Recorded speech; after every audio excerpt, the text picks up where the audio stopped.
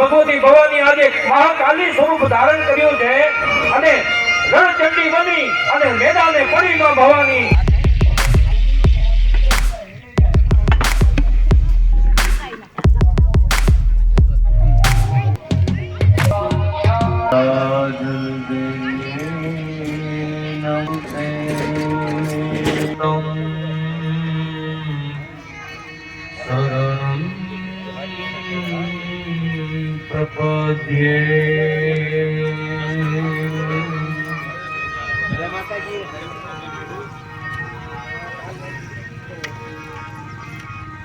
बोलिए गजानन गणपति महाराज की जय।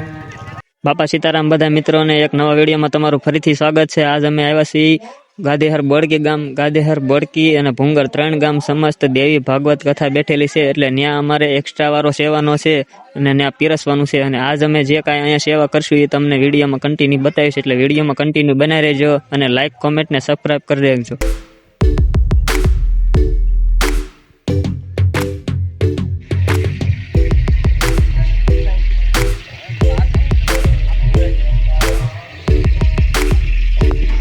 ક્યાંથી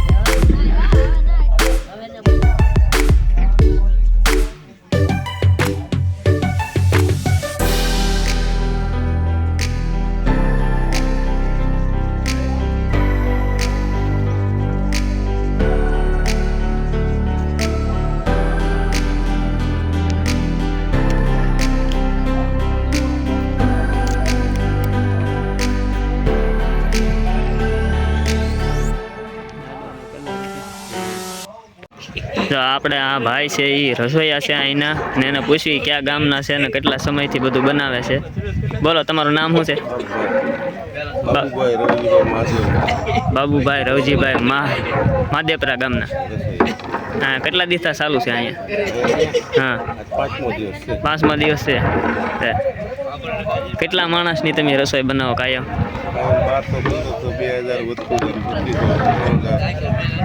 કાયમ 1200, 1500, 2500 કાયમ પબ્લિક વધતું જાય ભાઈ। 5મો દિવસ છે ને આજ? 26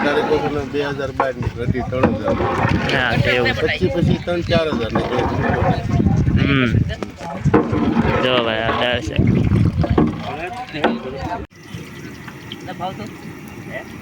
આવડે તો ખરું ને હાલે ઈ નો દેખ ભાઈ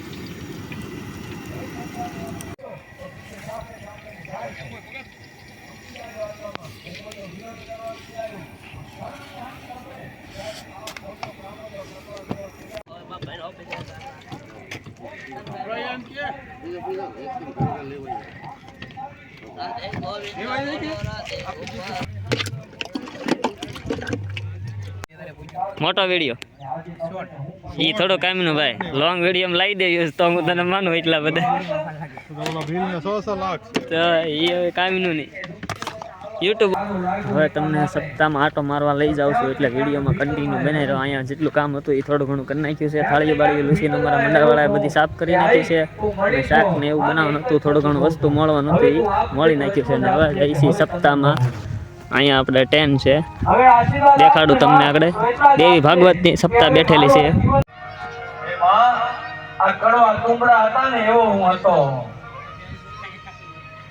એ તુજથી મળ્યાને મીઠડાઓ આજે આ છોરું એટલે મનને માના તમારા ખોરડાને મૂકીને બીજે જાવ તો વિચારીને કરજો.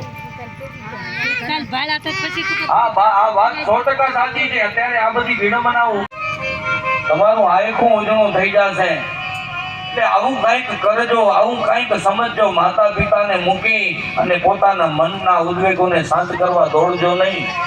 નકર આજથી સુધી કોઈ એક ઠરીઠામ નથી થયું. પોતાની રીતે પસંદ કરીને ગયા છે ને, એક ઠરીઠામ નથી થયું.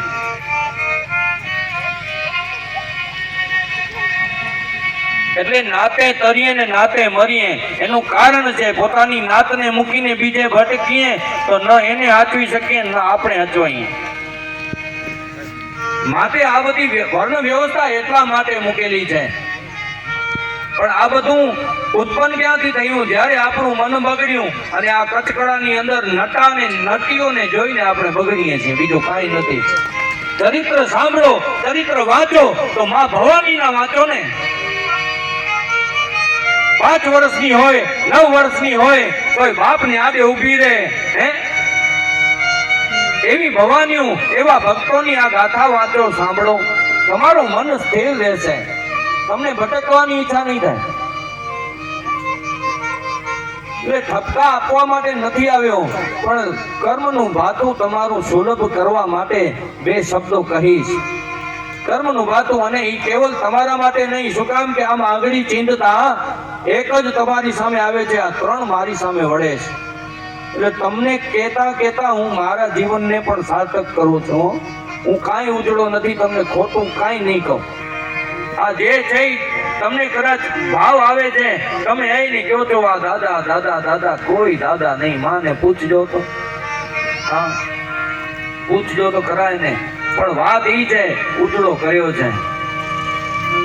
એટલે માટે કરીને, કારણ કે મારા ઘરે જ્યારે દીકરીનો જન્મ થયો ને ત્યારે મેં વિધાતા પાસે એક જ પ્રાર્થના કરી હતી કે કા મને આવા કષ્ટજનક દિવસ, કારણ કે બાપને જો તકલીફ થાય ને તો દીકરી પોતાનું વર્ચસ્વ કે પોતાનું સત્યતા મૂકીને બીજે ભટકે ને ત્યારે જ બાપને તકલીફ થાય. અને વિડંબના કેવી કે દીકરીને કઈ કહી ન શકે, કારણ કે આત્માથી પણ વાલી, જીવથી વાલી તો બાપને દીકરી કહી ન શકે દીકરીને કાંઈ, પણ ભટકતી જોઈએ ન શકે.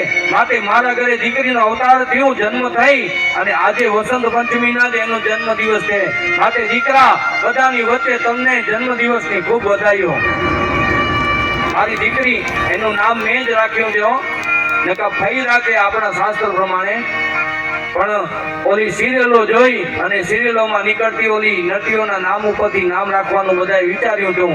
ત્યારે બાપુ મેં કહી દીધું હતું, દેવોની માતા અદિતિ છે, મારી દીકરીનું નામ અદિતિ હું રાખું છું. નામની પણ એક મહિમા છે. આપણે આહિરોના અને ચારણોના એ જૂના નામો કેવો ને આજના જે નામો કેવો, નામોની મહિમા છે. નામથી ઓળખાઈએ હે, ઈ છે આપણે આપણી સંસ્કૃતિને ક્યાંક ખોટે વાટે જવા ન દઈએ. તમે સાચવી છે તો કહું છું સાચવજો. કારણ કે કડી કાળ સમય બહુ જ ખરાબ આવી રહ્યો છે.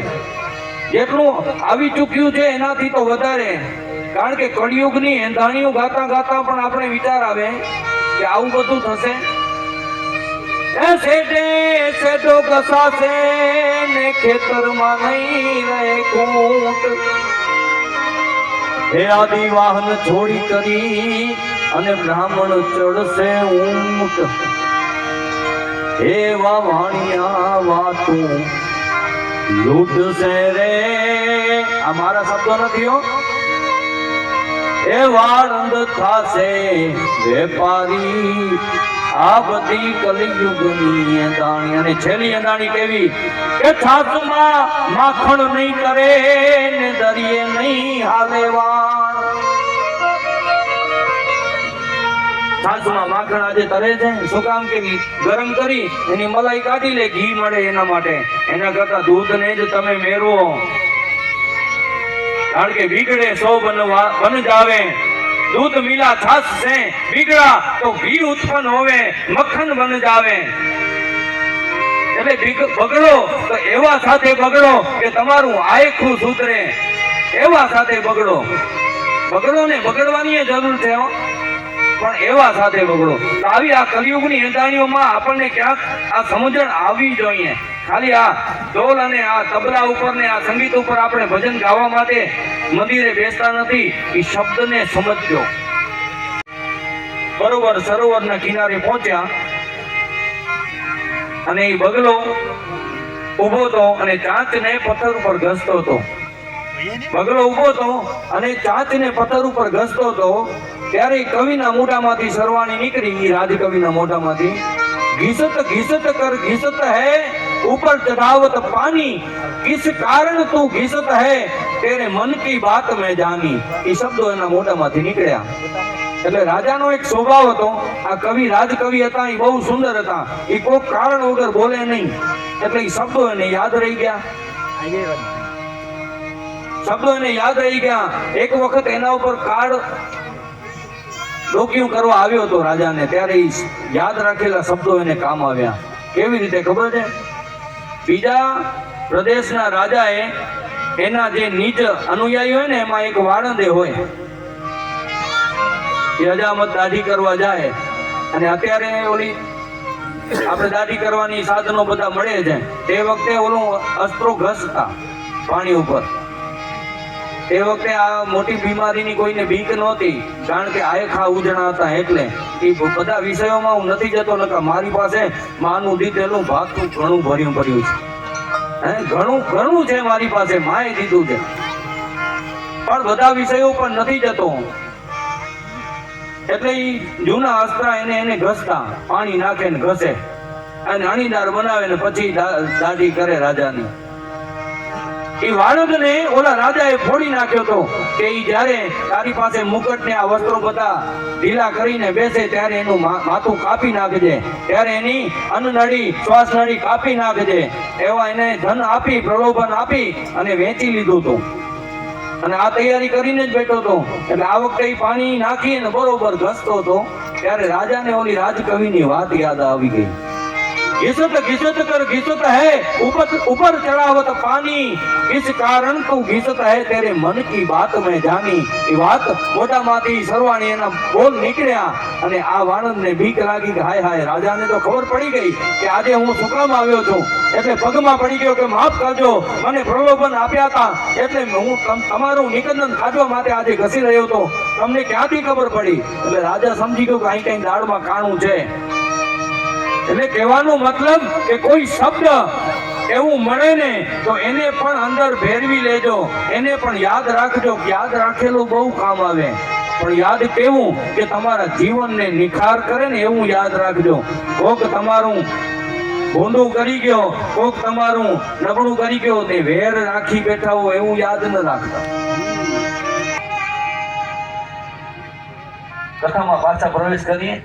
મોટા રજવાડાઓ આવ્યા છે, આપણા ઉપર ભય થશે, આપણા ઉપર કોક ક્રોધ કરશે, આપણા ઉપર કઈક ખોટી આપદા આવી જશે. દીકરા જો હવે બધાને ખાલી હાથે પાછા વારું તો સાચું કહી દઉં તો માતાને પણ વિનવ્યા છે. છેવટે વાત રહી છે અને જે દિવસે પ્રસંગ હતો તે દિવસે ને પ્રસંગને ટાળી દીધું છે કે કાલે કરશું એમ કરી અને બધાને સમજાવ્યા છે. પણ અંદરનો માહોલ એવો થયો કે એમને સમજ પડી ગઈ કે આ તો રાજાએ તો સુદર્શન જોડે એના લગ્ન કરી નાખ્યા. એટલે બધા રાજા રજવાડાઓ આવ્યા, એ ક્રોધે ભરાણા. અને બધા રાજા રજવાડાઓ સાથે આ યુદ્ધાજીત ને શત્રુજીત પણ ત્યાં હાજર હતા. અને હવે મુખ્ય યુદ્ધ માં ભગવતી પરામબાઈ પોતે કર્યું છે.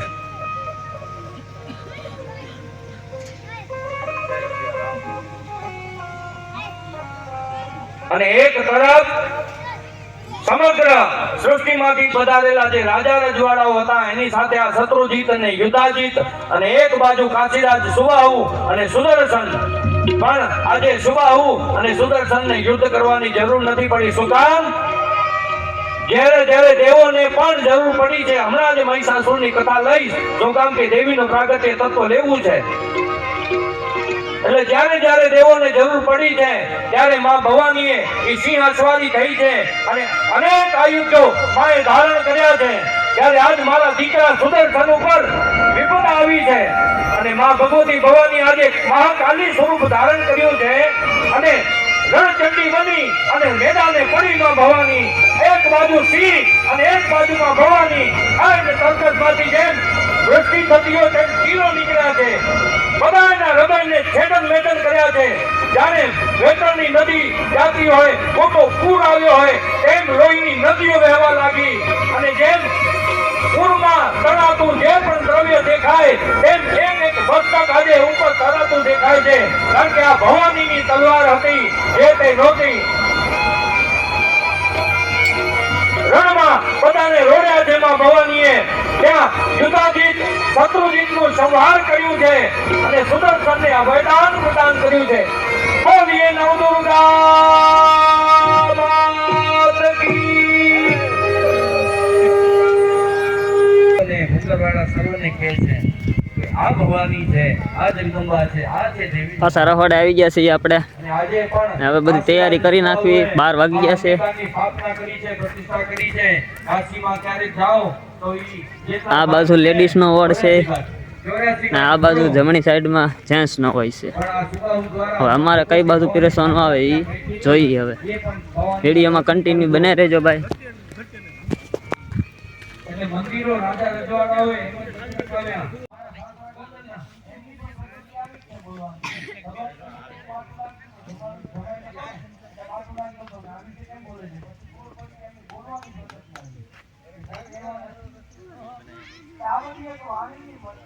હેલો ગુરુ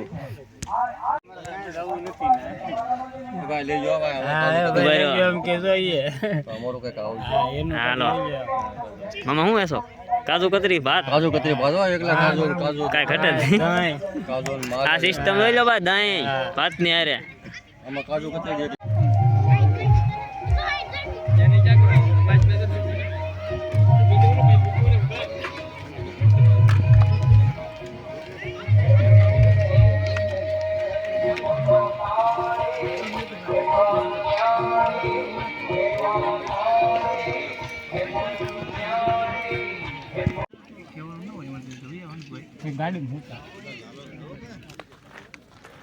હાલો ભાઈ. સેવાનો એક્સ્ટ્રા વાળો પૂરો જમી કરીને જઈ ઘરે.